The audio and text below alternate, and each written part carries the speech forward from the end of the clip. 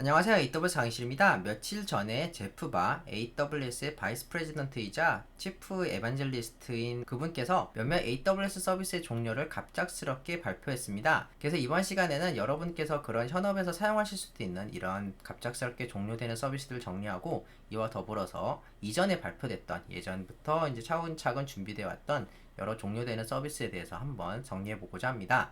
하지만 이런 서비스들을 정리하기 전에 제 의견을 좀 간략하게 정리해보고자 합니다.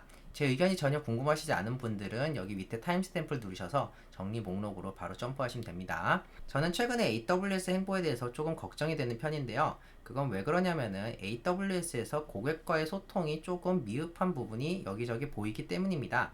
최근에 AWS에서 몇 개의 자격증들을 갑작스럽게 폐기한 적이 있었죠. 물론 뭐 한 3, 4개월 정도 주긴 했는데, 그걸 위해서 공부한 시간이라든지 혹은 투자하신 분들의 노력이라든지 이런 것에 비해서는 꽤 갑작스럽다고 저는 생각을 합니다. 그리고 그 과정에서 별도로 소통이라든지 의견 수렴 과정도 없었다고 저는 알고 있고요. 그것 때문에 많은 분들이 조금 의아해 하시면서 되게 갑작스럽다고 느끼신 분들이 있는 걸로 저는 알고 있어요. 그런데 이번 서비스 종료 발표 역시 굉장히 갑작스럽습니다. 원래대로라면은 AWS에서 어떤 서비스 종료를 발표를 할 때 어떤 과정을 거치느냐, 예를 들어서 람다의 런타임 업데이트라든지 RDS의 버전 업데이트, 이런 것들은 거의 1년 전에 미리 크게 공지를 합니다. 그 다음에 어떻게 하면은 이런 것들을 마이그레이션 할 수 있는지, 혹은 어떤 과정을 거쳐가지고 이 이슈를 해결할 수 있는지, 그런 것들을 블로그 포스트라든지 자세히 알려주고, 그 다음에 계속 지속적으로 노티피케이션을 주면서 계속 알려줘요.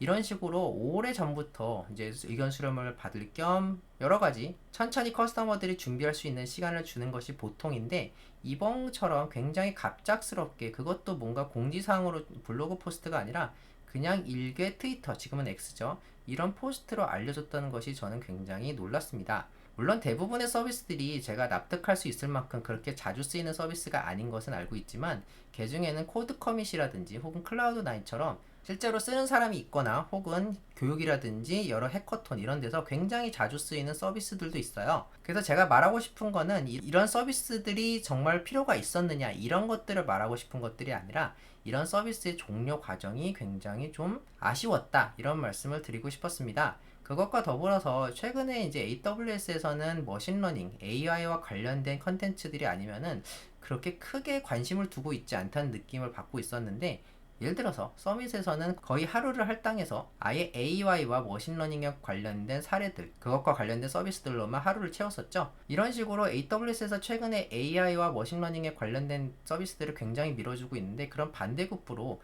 기본적인 다른 서비스들, 기초적인 AI와 머신러닝이 아닌 서비스들에 대해서는 조금 홀대받는다는 느낌을 받았었는데, 이번에 그런 기조가 훨씬 더 강화된 것 같아서 저는 조금 씁쓸하긴 합니다. 약 1년 전에 이제 워너 보겔스 박사님께서 이제 본인의 블로그에 이런 말씀을 쓰신 적이 있어요. 서비스를 종료시키는 거는 AWS에서 그렇게 흔한 것들이 아니고, 왜 그러냐면은 회사들은 우리 서비스를 계속 이용하고 있기 때문에 그런 서비스에 영향을 받을 수밖에 없고, 회사들의 서비스들이 그런 서비스 상에서 돌아가고 있기 때문에 우리는 그런 결정들을 쉽게 내릴 수가 없고 굉장히 심각하게 받아들이고 있다, 이런 말씀을 하신 적이 있는데, 이번에 AWS에서 종료되는 서비스들이 그런 심각한 과정을 거쳐서 결정이 됐는지, 그런 것들이 조금 의구심이 드는 부분들이 몇 가지 있습니다. 예를 들어서 이따가 설명드릴 코드 커밋이라든지 이런 것들, 갑자기 서비스가 종료되고 신규 계정들이 이걸 사용하지 못하게 되면서 기존의 뭐 컨트롤 타워의 예제라든지 이런 것들이 완전히 먹통이 되는 경우가 있었고요. 물론 몇몇 서비스 같은 경우에는 신규 계정에서만 사용이 불가능할 뿐 기존에 사용 가능하다 라고 말씀드릴 수도 있겠지만, 만약에 뭐 장애 복구를 위해서 새로운 계정을 생성한다든지 뭐 이런 경우가 발생했을 때는 아예 못 쓰게 되잖아요. 이런 경우에 대해서 생각을 크게 하지 않았다, 혹은 충분한 기간이 주어지지 않았다는 것이 저는 조금 실망스럽긴 합니다. 물론 저는 AWS 여전히 좋아하고 AWS의 고객에 대한 헌신이 아주 없어졌다고 생각하진 않습니다. 하지만 AWS의 리딩 프린시플 중 제일 첫 번째인 커스터머 옵세션에 비추어 봤을 때 이런 행보들은 조금 걱정이 되는데, 심지어 이건 AWS 같지 않고 구글스럽기까지 해요.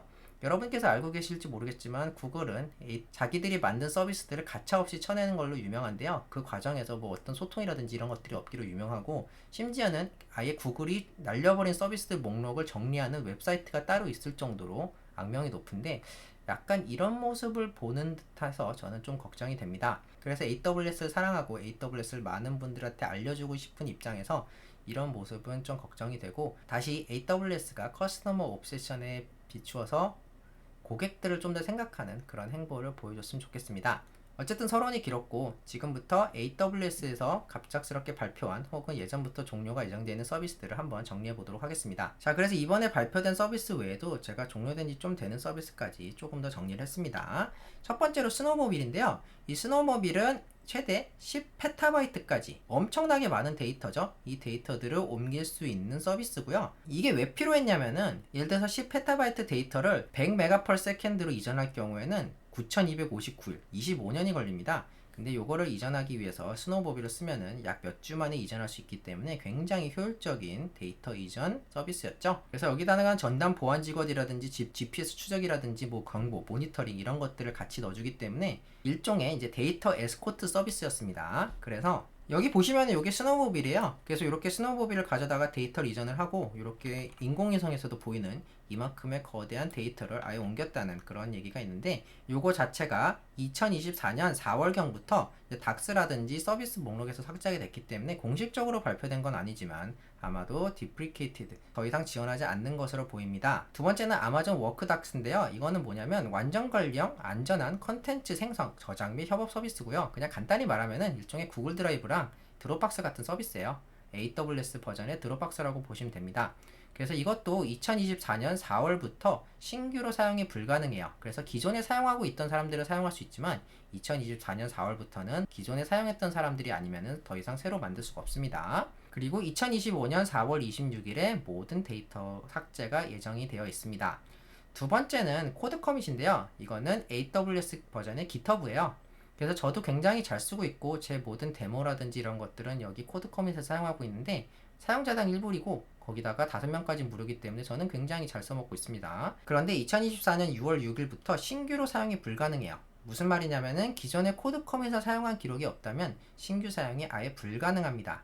이게 논란이 많은 게, 예를 들어서 이제 컨트롤 타워 디플로이먼트 예제 같은 곳에서 이렇게 코드 커밋 같은 것들을 사용하게 되는데, 갑작스럽게 이제 AWS에서 공식적으로 제공하는 예제들이 갑자기 먹통이 된 거예요. 왜냐면 코드 커밋을 더 이상 생성할 수가 없기 때문에. 그래서 이런 것들을 보면은 AWS에서 좀 오랫동안 준비하고 나서 이렇게 디프리케이티드, 즉 서비스를 종료시킨 게 아니라 좀 갑작스럽게 결정한 것이 아니냐, 이런 의심이 드는 부분이죠. 그래서 그것 때문에 저는 좀 더 걱정이 되긴 해요. 어쨌든 간에 더 이상 코드 커밋을 사용한 기록이 없다면 신규 사용이 불가능하고, 저는 최근에 한번 사용을 해봤는데 잘 생성이 되는 거 봐서는 기존에 사용하시던 분들은 별 무리는 없어 보입니다.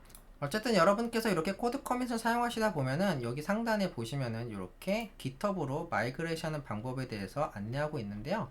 요걸 보시면 알겠지만 이제 서서히 지원을 종료하고 있다는 것을 알 수가 있겠죠.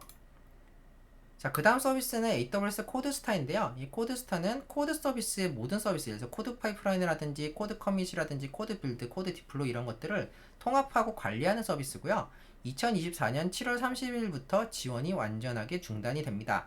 요것도 이제 코드 카탈리스트라는 이제 비슷한 서비스 쪽으로 이관을 하고 있는데, 어쨌든 간 요거는 완전히 서비스가 중지된다는 점 알고 계시면 좋겠습니다.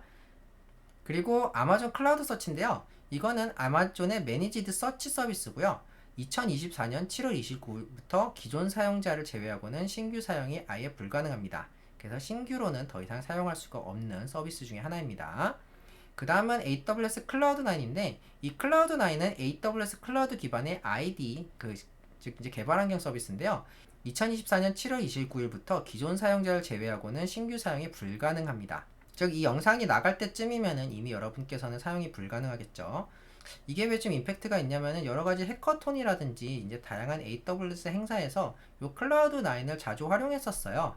그래서 이 클라우드9의 서비스 종료는 저한테는 굉장히 깜짝 놀랄 만한 서비스였습니다.